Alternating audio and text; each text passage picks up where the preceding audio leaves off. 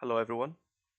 It's Julian, and we have with us Justinian tonight. Hello?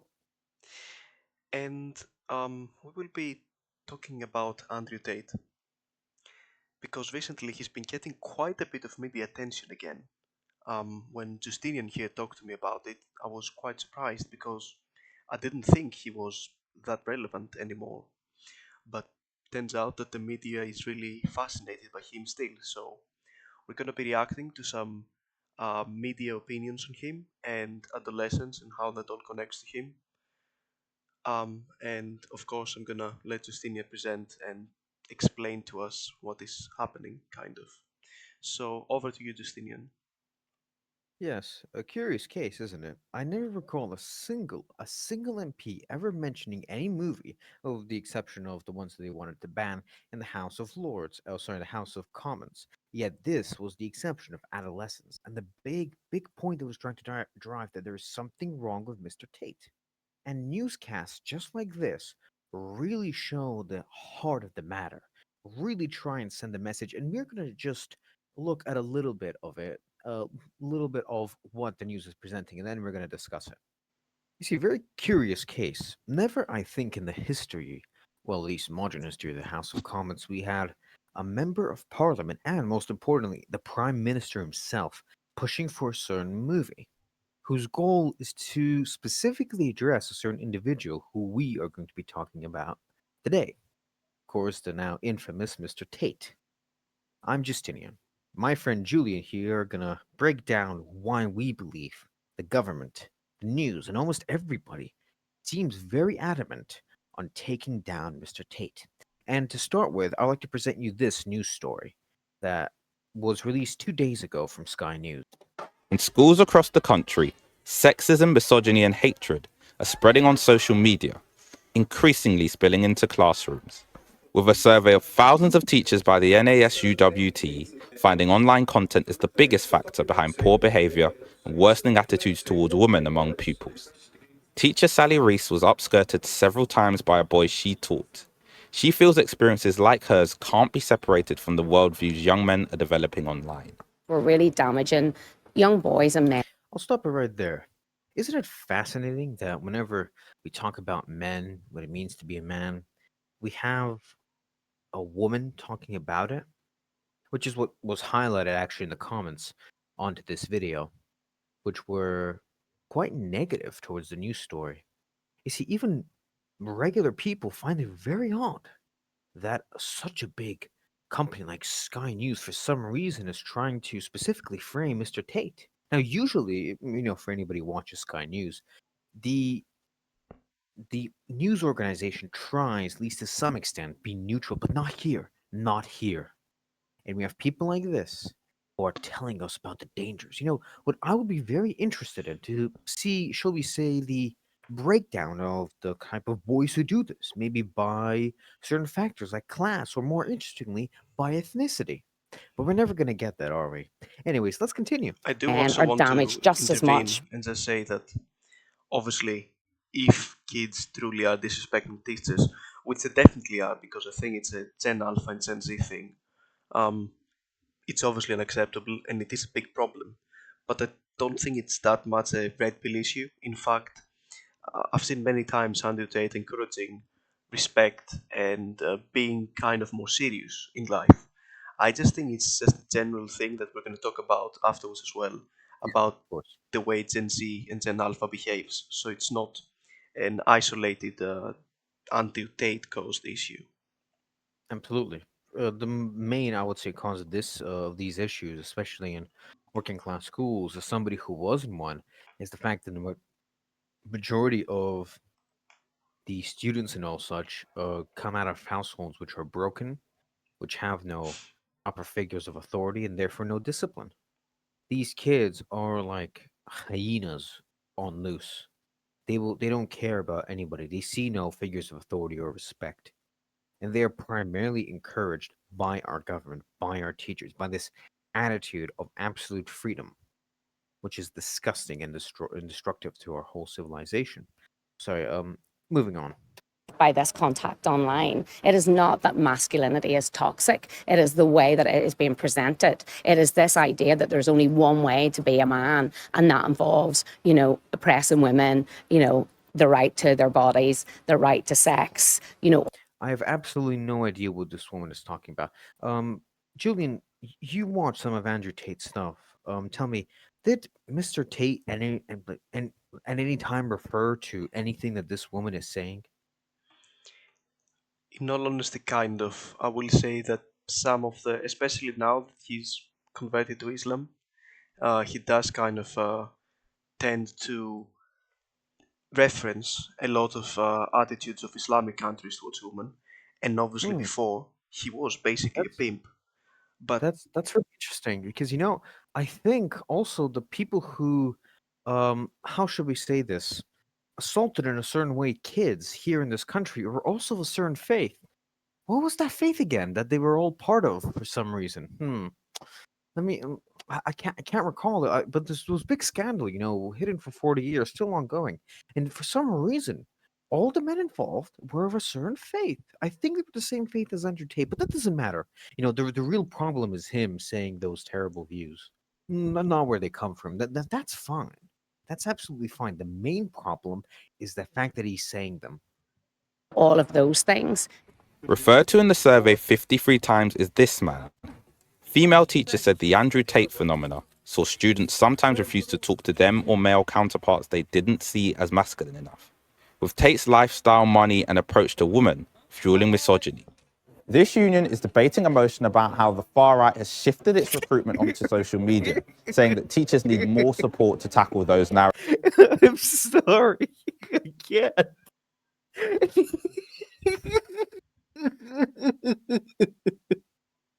It sounds like the ravings of an old communist. The bourgeoisie are out there. They're going on social media. They're secretly hiding in our schools. We have to get rid of them. They're like freaking conspiracy theorists, seriously. They have a whole freaking concilium over there. Guys, the far right is spreading. We gotta do something about it. The freaking coalition of the willing. Julian, you remember you saw that photo of those freaking cucks standing all there? We're the coalition of the willing, we're gonna support Ukraine. Your freaking military is weaker than freaking African tribesmen. Who are you gonna support? Same goes with these freaking dunces. Oh, we're gonna fight the far right. Even if hypothetically there was an issue, you would do jack to fight them because you're weak and pathetic, and you want other people to be just like this. That's pretty much enough of this I nonsense. Anyways, also enough. want to say about this Yeah. that people really have to understand. When it comes to Gen Z misbehaving, they don't need Andrew Tate to misbehave and disrespect their teachers. There's a I mean, there's inst- they're gonna do it either way there's because instances one, of them using rappers. There's instances of them using memes. They'll use anything that is currently trending on the internet to make fun of their teachers, and we're going to talk about this later on. But basically, government. they kind of live in a meme world, so anything that's funny, they'll just project it onto anyone. It's Yeah, not about because Andrew Tate. the families, the society simply not interested in investing time into them, into disciplining them, into having any values, and that's absolutely fine. Our system teaches fully. You can have whatever values you want. You believe that, say, you can marry 9-year-olds, that's fine. You know, you believe that the sacred union of marriage should not be between two individuals like Adam and Eve, then that's also fine. That will not cause any long term issues. That's absolutely fine, guys. Anyways, I want to show you this interesting clip from Adolescence where they name Mr. Tate by name.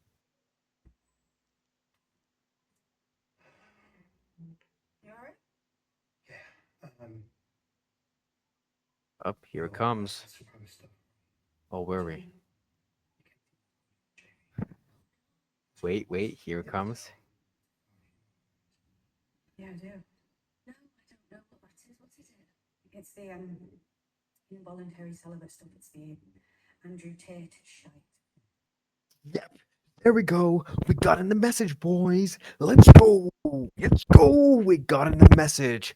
Another 100 million to be planned to be given to this show. I guarantee it. Anyways, but that's just a small little highlight of the problem at hand. You see, Julian, could you tell me exactly a quote from Andrew Tate where he said, "You should kill women or you Mm, should assault them"? no, no, he doesn't go that far. Obviously, at the end of the day, he's a businessman. He's, You know, I this is very think, funny, yeah. isn't it? Because if you ask these people exactly what Andrew Tate said, like an exact quote of where he said, "Let's kill women," or "Let's rape them," or "Let's do any such act," you will find that not a single one of them, even these fools, and this one, can't name you a single quote from him. It's almost as if he doesn't say that stuff. It's just for some reason they want to push that idea. And the same goes with the Sky News segment. They're a news broadcast company. I mean, logically, if they had a clip of Mr. Tate saying this stuff, do you really think they would not put that in? Of course they would. They always, of any terrorist, of anyone, they put in a quote directly, but they don't have one because they cannot tie him to it. They want to. They really, really want to. This is why they made this documentary where they race swamp the main character. I Now the question also is, want to mention that I guess maybe the show is not trying to say that Andrew Tate is actively encouraging violence against women or something like that. Maybe they're trying to say of that course, by propagating the whole manosphere ideology, you're breeding hate against women that can lead to murder. Obviously, it would be very extreme if anyone on the internet was actively advocating for violence or even death to women, right? So I guess that's what they're trying to say, but it still is far from the truth. I mean, at the end of the day, majority of the people watching Andrew Tate are not gonna get a girlfriend anyway. So, just saying. well, I think as somebody who watched the whole show, the point of the show is to say that even that anybody, because the role of the show, we will maybe do a separate video on the show itself, but the actual show, you get a boy who had perfect grades, who was absolutely fine, but then you learn he just knew about incels, about what it means to be an incel, and he didn't support him, he just knew about him, and that was enough to radicalize him. That was enough to make him into this evil terrorist, this killer, this absolute uh, terrible, terrible boy, and that it's all the fault of people like Mr. Tate, all the fault of trying out all of his ideas and all such, which is absolutely ridiculous. His ideas are very liberal. In fact, he essentially supports um freedom when it comes to. I have to be careful here. Engaging with the opposite sex in haram ways. He's very liberal when it comes to many aspects like job and position and the use of certain substances. So He's calling also Andrew Tate right is reluctantly pro-life. He's a pro-lifer, but yes, reluctantly. reluctantly, exactly. He is nowhere close to they want him to be far right because the only good things that Mr. Tate mentions is about being strong, about doing what is right as a man, and that is enough to upset these kind of people. There's actually another interesting instance in the show where these two, right? It happens in the second episode, which is where this takes place. They go out and they like talk to each other personally, and they confess both to never wanting to have children. He said that he had his child accidentally. So in other words, these are people who don't want families, who don't obey tradition, who don't really care about this stuff, but who will talk down to you about how you should live your life. These people preach open relationships. These people preach openness and freedom at the same time being authoritarian and judgmental onto you. It is a psychological type of tactic that is used by abusive parents and cult members, where they say that you're free to do whatever you want, but they condemn you and they insult you and berate you whenever you try and do something that they don't like.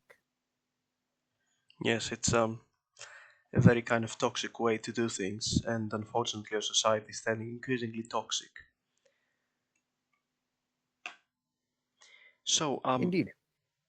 I guess, do you have anything to say more generally about this whole situation, or should I just say my thoughts from what we've seen and just generally what I think Just let about me know. the whole media You, attention? I'll add later on. So please go on. Okay, I mean, I have three main talking points to talk about today. The first one is Andrew Tate himself. So I think Andrew Tate is just a typical Red Pill guru. He's like a Hydra. You cut him off, there's going to be 100 other people that are going to say the exact same things. So his views are not unique.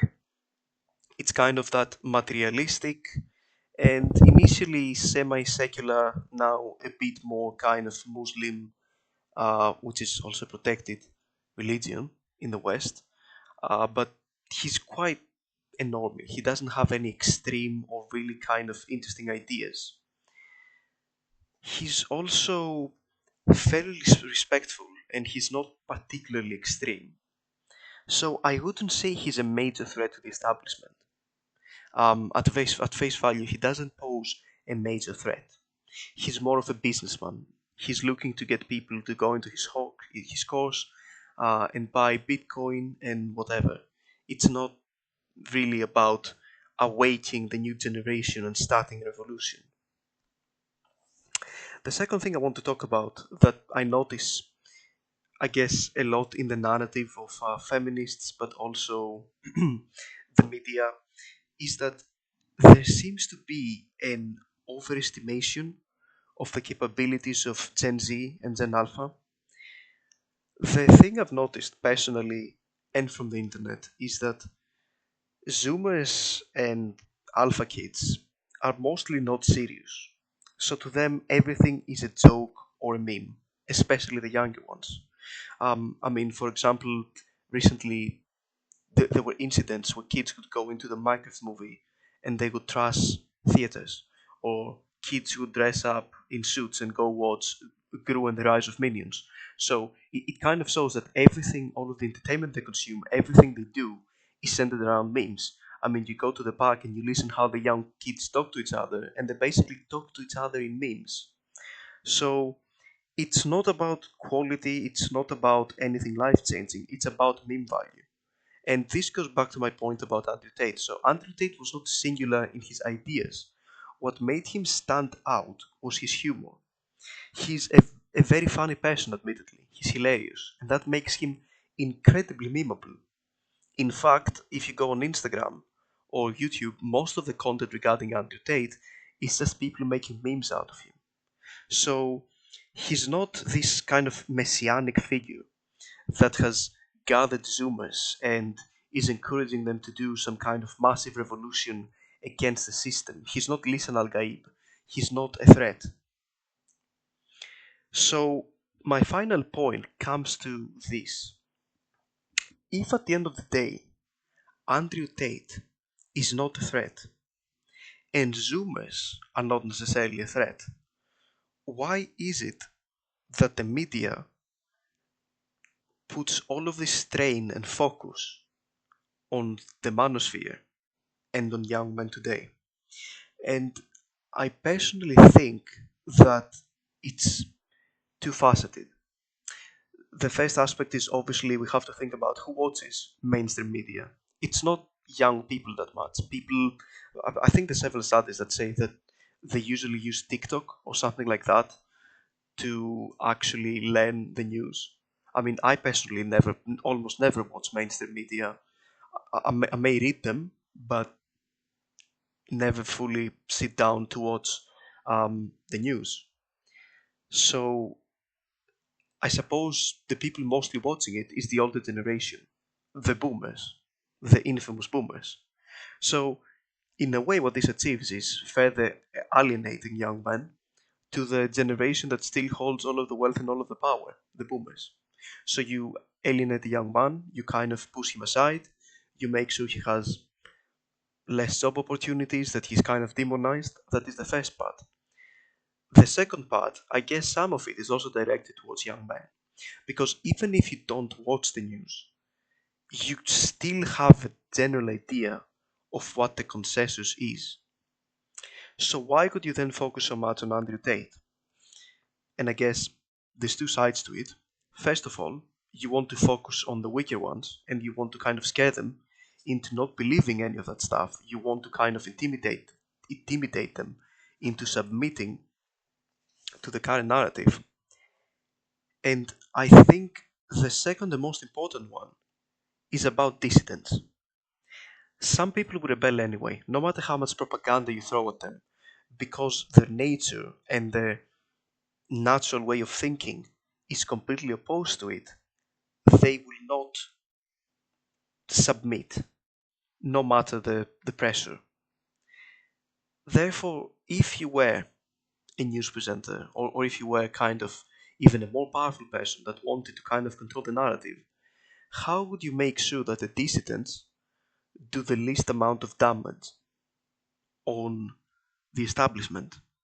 And that is by directing them to a path where they think that they're basically resisting, but in truth, it is the least dangerous action they can take against the establishment.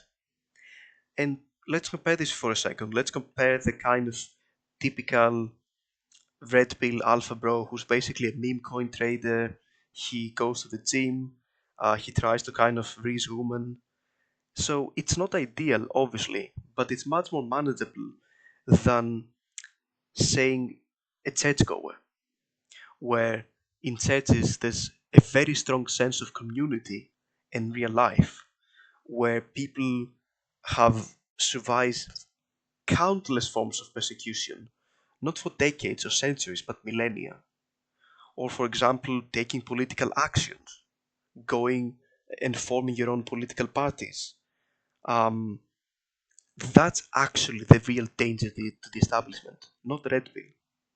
So, by directing the dissidents towards red pill, you're appeasing their inherent need to rebel in a way, while simultaneously kind of preventing more dangerous movements, and you're minimizing damage to the status quo. It's as if they're saying, this is what we're most afraid of. Please go there. Please don't do anything else that will actually damage us. Just go there and feel happy that you're kind of trading meme coins. You're really resisting us. These are my thoughts. Again, I am no expert. I'm not even 100% sure that what I say is the case. I'm just placing my thoughts. So I guess now you can give us your opinion, Justinian, on what I said and generally on the situation. It is an interesting theory, Julian.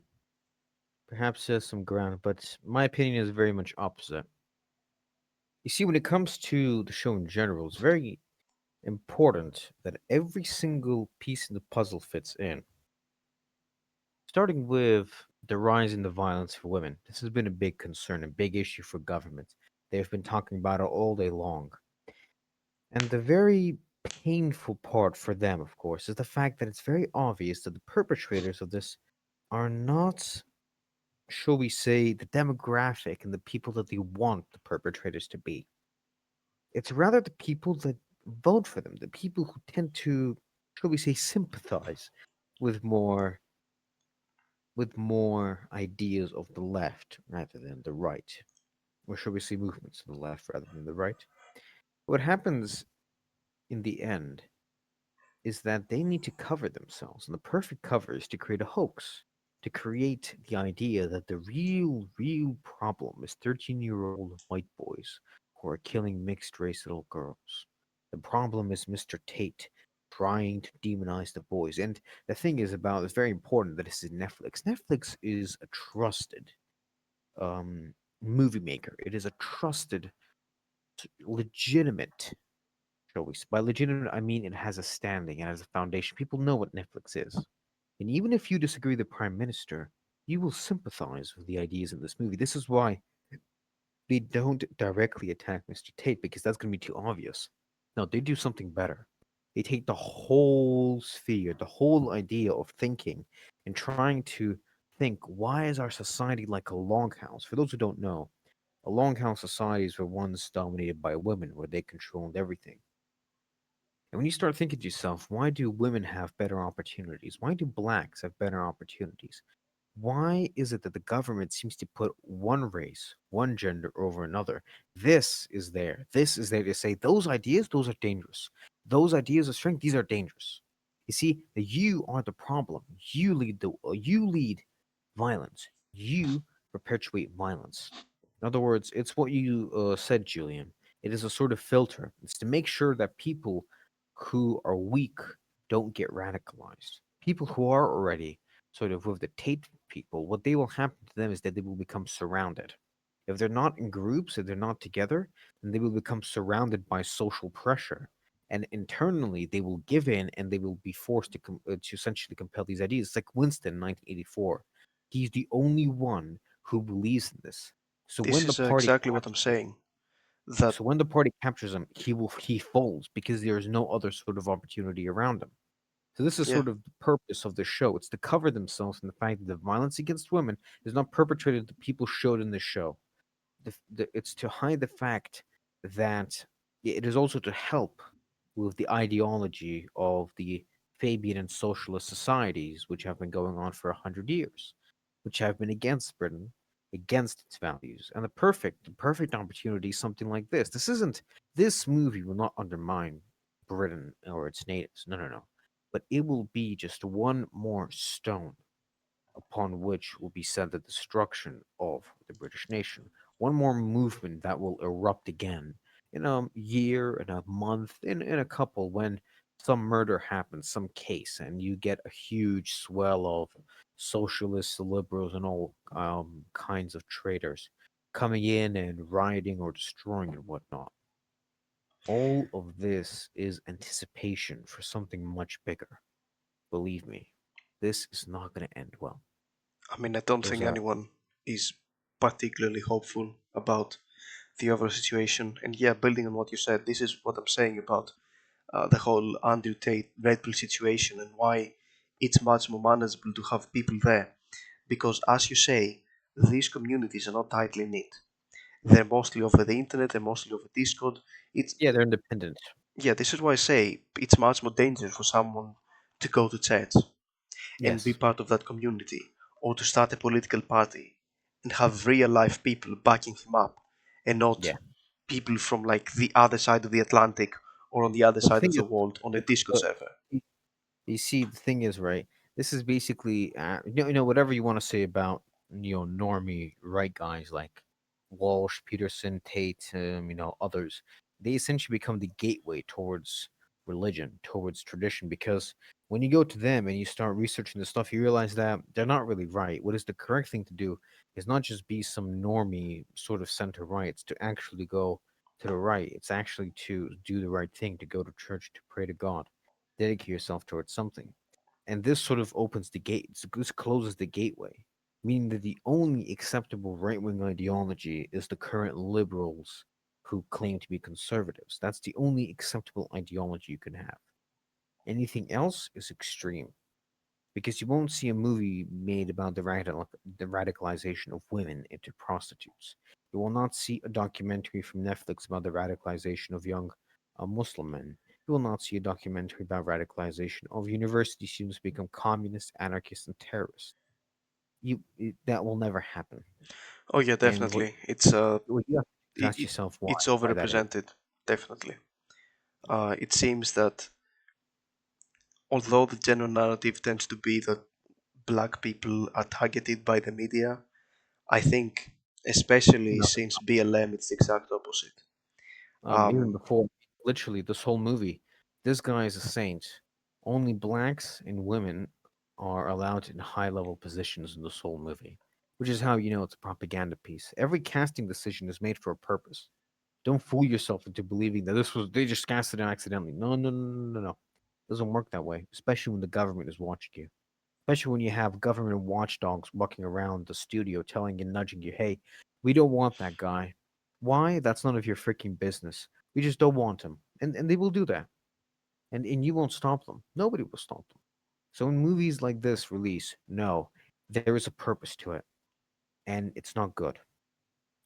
And with that, I think that is all for today. Thank you very much for watching.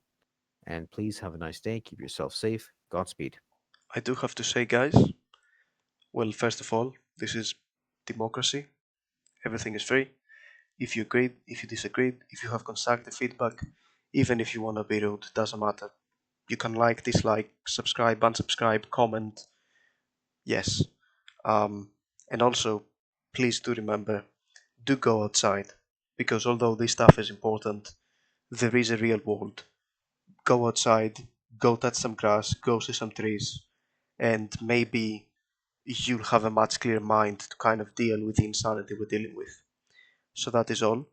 If you stayed until here, thank you for watching.